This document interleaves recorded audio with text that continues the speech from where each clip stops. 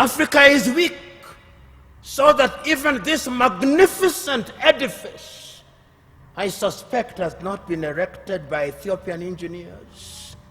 When I see the signage in Chinese, I suspect it is the Chinese. That is how weak we are. That is the reality of our mother continent. It is because we are politically weak, we are economically weak, socially we are disorganized, culturally and spiritually we are confused. That is the continent in which we are today. And the question, therefore, what would we do continentally in terms of trade?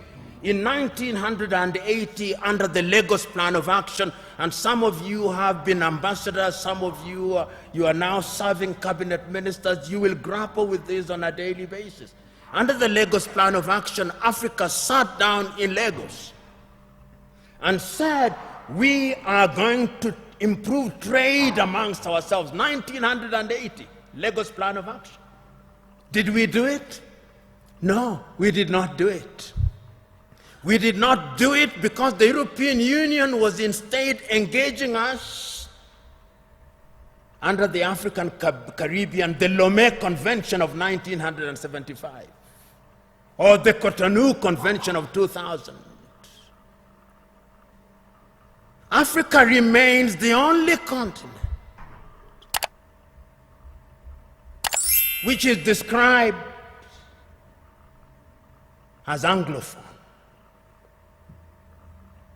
So in Kenya or Uganda, where possibly only 20% speak the English language, we are Anglophone.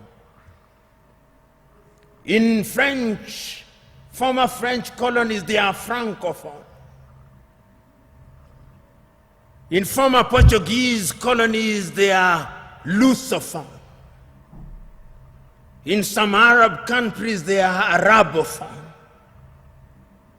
That is who we are. So, when the OAU met in 2013, they asked the question, what happened to the Pan-African spirit? And when, therefore, they met in Sirte, in Libya, under the tutelage at that time of Muammar al-Gaddafi, it was resolved in 1999 that the OAU be renamed and be referred to as the African Union, and it was launched, as you know, in Durban, South Africa in the year 2000. But one of the most important things in the 2013 was the speech of the then chairman of the OAU Council, Nkosazana Dlamini Zuma, here in Addis Ababa in Ethiopia. And I want you to read that letter, which I'll paraphrase, in which she writes an imaginary letter to Kwame Nkrumah. He tells and apologizes to Kwame, telling Kwame, we apologize to you because we did not listen to you. We are weak because we did not listen to you. We are divided into 54, 55, depending on whether the Moroccans agree that Sahrawi is a country. Nobody cares about us. And brothers and sisters, if you want to know how weak we are, and we are weak, look at how we are treated. Last month,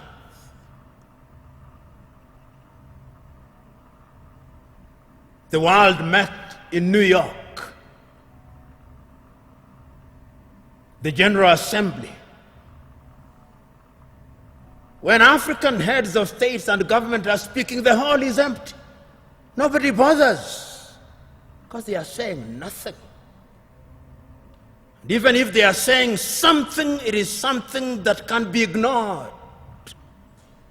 Compare when an African head of state and government is speaking and when the Prime Minister of Little Israel is speaking. They will listen because we are weak and disunited.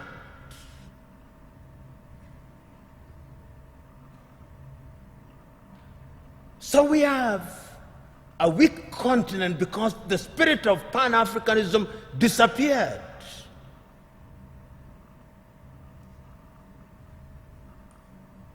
So the question that we can ask, what is the state of Pan-Africanism as we speak today? The African Union, which is weak, says the right things and does the wrong things 9 out of 10 times.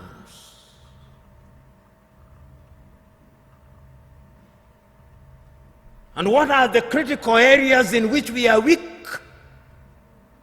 We are weak politically because nobody listens to us.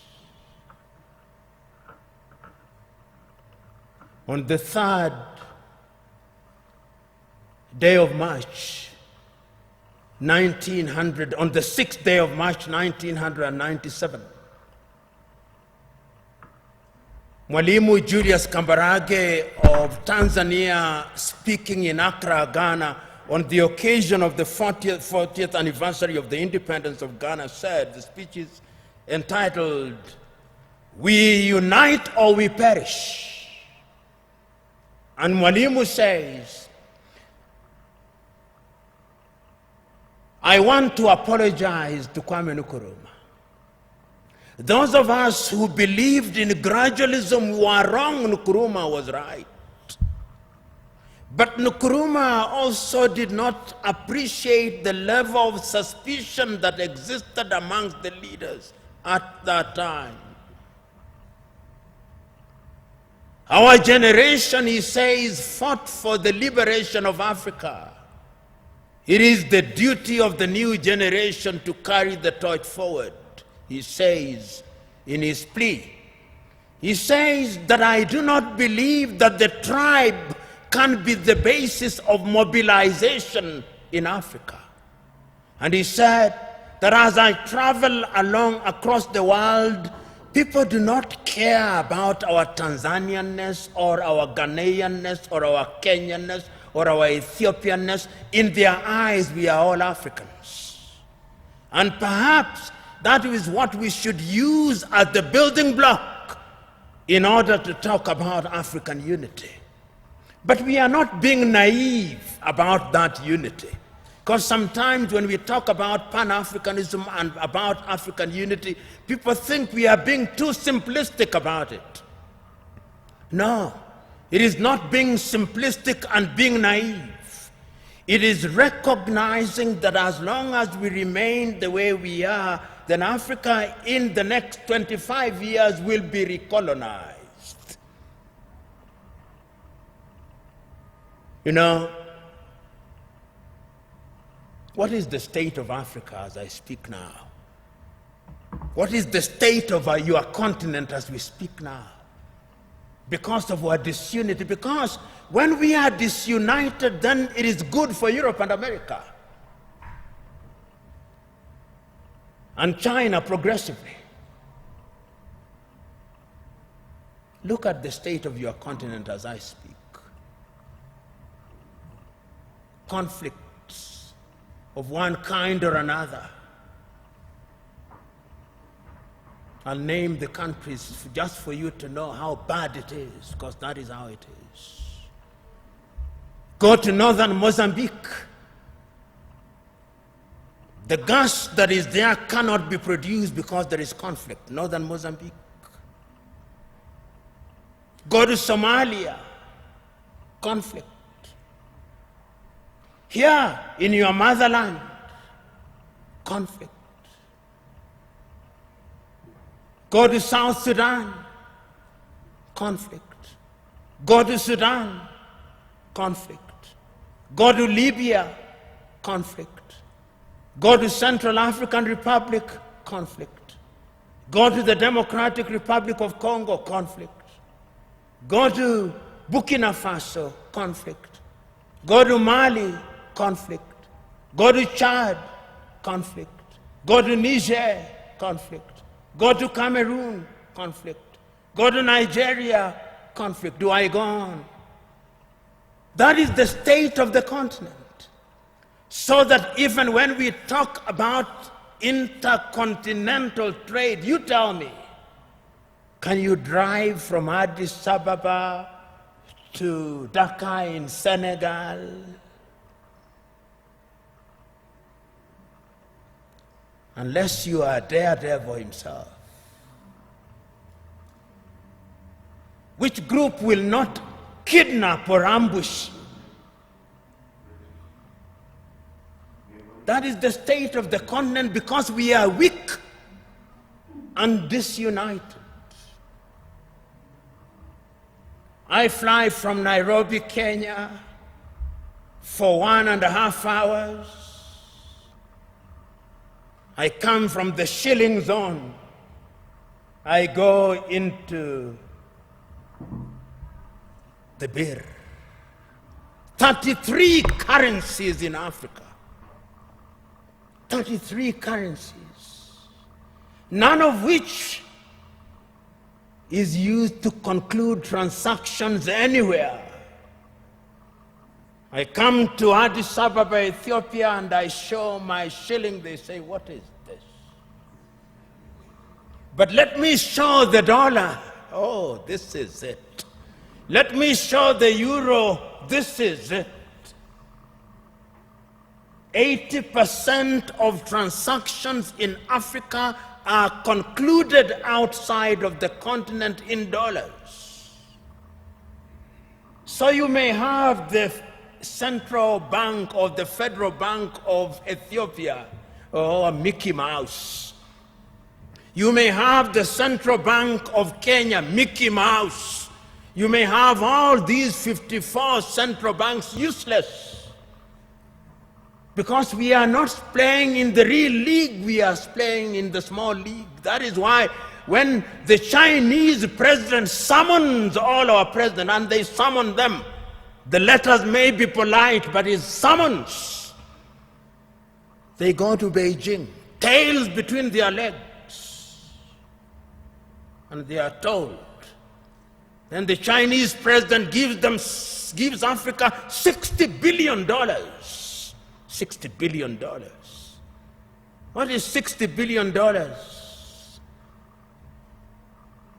George Bezos has more than that given to a whole continent. That is the state of the continent.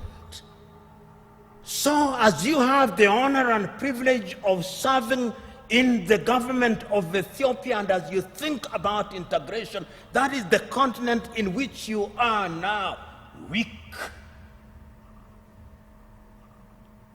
2 weeks ago, I watched in great pain on television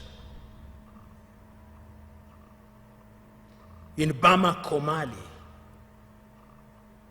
young Malians celebrating in the streets that the government of Mali had entered into successful or possible successful negotiation with Wagner, which is a Russian mercenary group, to replace the French. And they are saying how beautiful it is now. And I said, a slave celebrating the departure of one slave master and the arrival of another slave master. That is the state in which we are.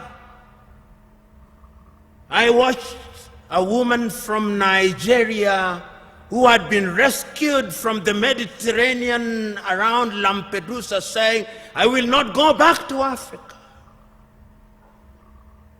Even if I die in the Mediterranean, I'll try again and again. What is it that can make a human being say that I do not want to go back to my home? Because the natural instinct of a human being should be that you want to go home. is because we are weak. So we are invited to Beijing. Then we are invited to Tokyo, the Japanese African Conference. Then we are invited to Europe. Then we are invited to the United States. And lately, even the Arabs invite us because we are weak. That is Africa now. But let me conclude by looking at Africa in the future. What is the state of Pan-Africanism?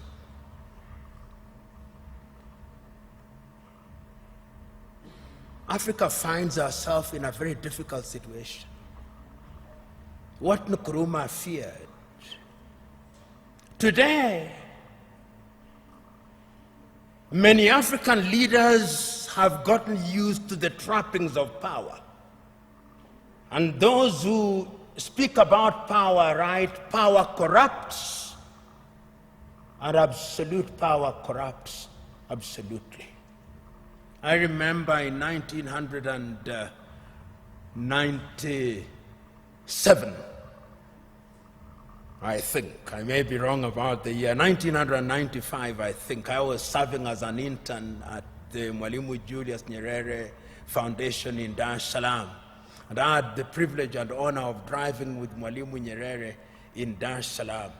And he had only one guard and a driver. And he stopped at the few traffic lights and only moved when the traffic lights moved. And I asked him, Mwalimu, how did you leave power? He said, oh, when I said I wanted to leave office, there was no shortage of people telling me, don't leave us as orphans. It is very rare to find those in positions of leadership in Africa today who would willingly leave office.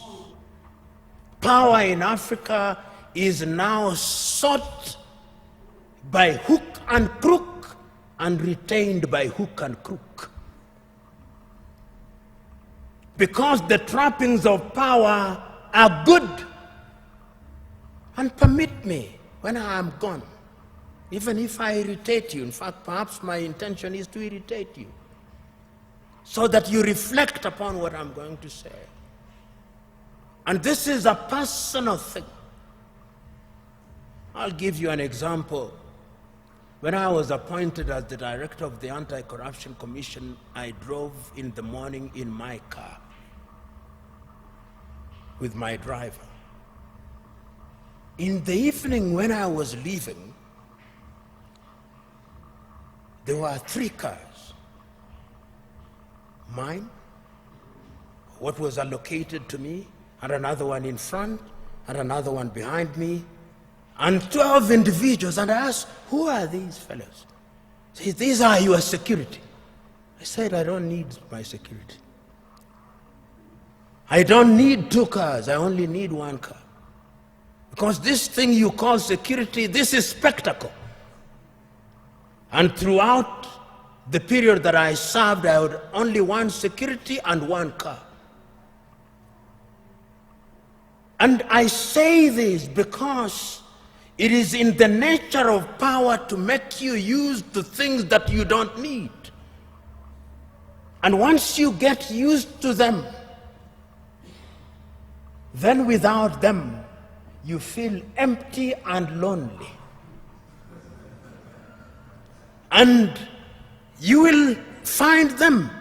You will be told, and many of you will love them. They are good. When doors are opened for you, they are good. When you occupy front seats, it is good. When you are addressed Your Excellency, it is good. When you eat the best food, it is good. When you have security, it is good. But it can also dehumanize you. It can also monsterize you. I am asking you today that part of the problem of Africa is that we found human beings and we monsterized them. Writing in 1983, Nigeria's Chinua Achebe writes in a book which I commend to you, The Trouble with Nigeria, which could as well be the trouble with Africa. He says, the trouble with Nigeria is simply and squarely a problem of leadership. As we look at Africa today, I hope that this administration, which has now committed itself to the Pan-African movement, will think in that direction. And this brings me to what I think should be contemporary Pan-Africanism. If you look at the Treaty of the East African Community, the Treaty of the East African Community says that there shall first be a common market, then a common currency, and political federation, which ought to have happened in the year 2010. East Africa Community should have had its first president in 2010. That is now 21 years, 10 years later, there is no such thing. In ECOWAS, it ought to have been the same. In SADC, it ought to have been the same. I hope that with your population of 120 million, because Ethiopia is an economic powerhouse potentially.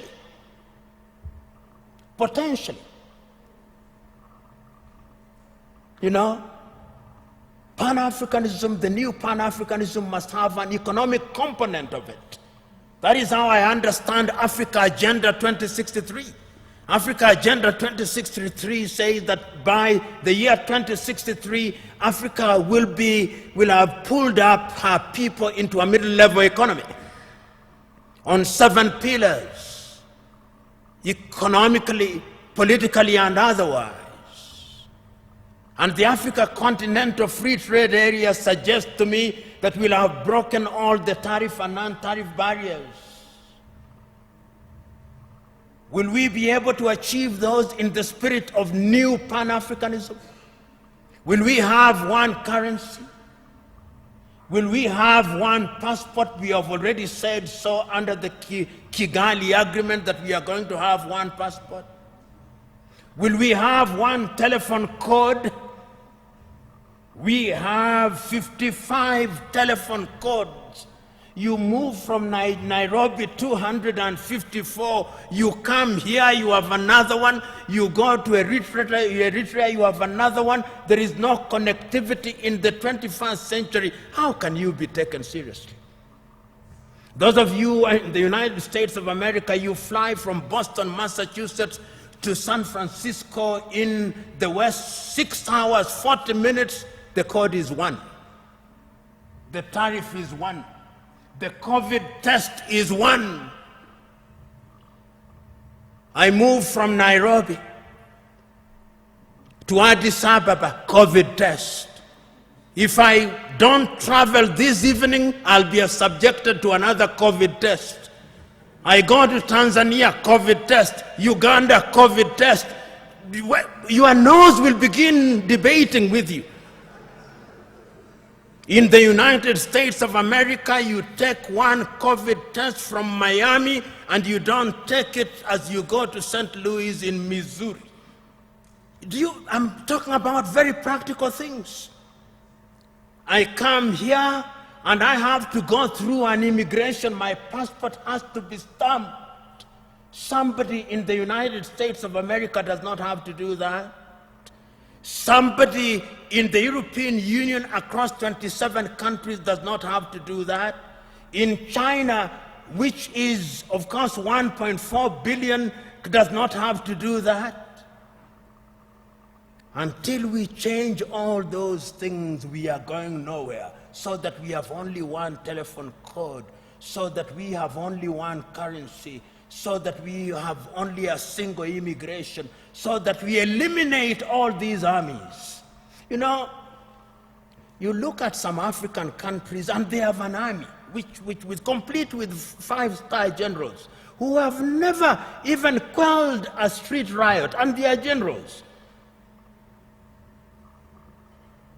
Money goes into maintaining militaries, maintaining embassies that you don't need.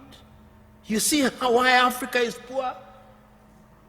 All these 55 countries have embassies. If we were one, there would only be one ambassador for Africa in the United States of America. There would only be one army with regional policing. Am I being naive or simplistic? Yes, we can create a single Africa with a loose government, a confederal government, dealing only with foreign affairs and defense and monetary policy and general policy formulation, with different governance systems. That is the only way in which these narrow tribal instincts will be dampened.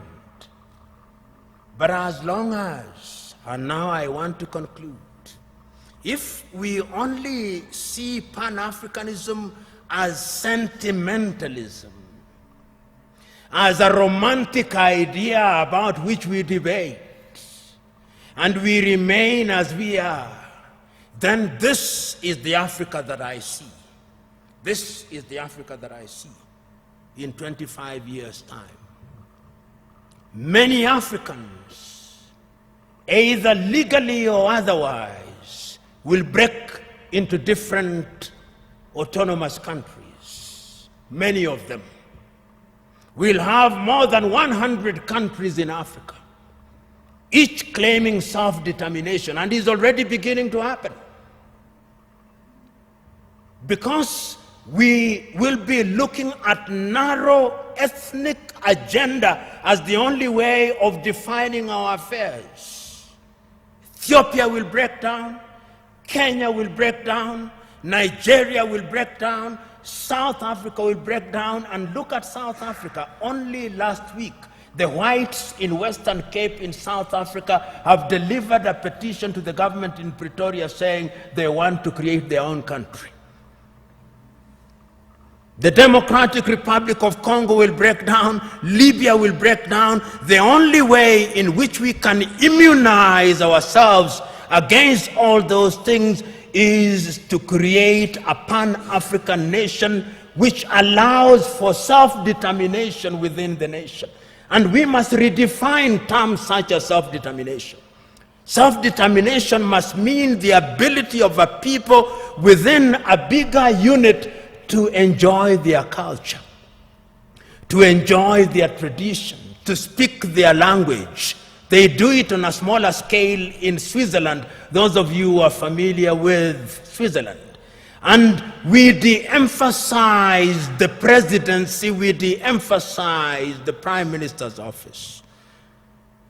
Pixley Kaisa Kaseme said, and I conclude with him, Africa is diverse. Some people say that because of our diversity she cannot unite. She can, because unity in diversity is possible if we understand what human beings need. In the nature of things, human beings need security. In the nature of things, human beings need food. Human beings need medical services. They need infrastructure. If you have a government that allows that, he said, then it reminds me of the piano. If you press the black button of the piano, it produces some sound. If you press the white one, it produces some sound. But if you press both the black and the white, it produces melodious music. And I think that the new Pan-Africanism must look to that. And you who have the honor and privilege of thinking and working in government, it is your duty to start that journey. It is not going to be easy, but it is an intergenerational journey. Play your part, for it can be done, and it must be done.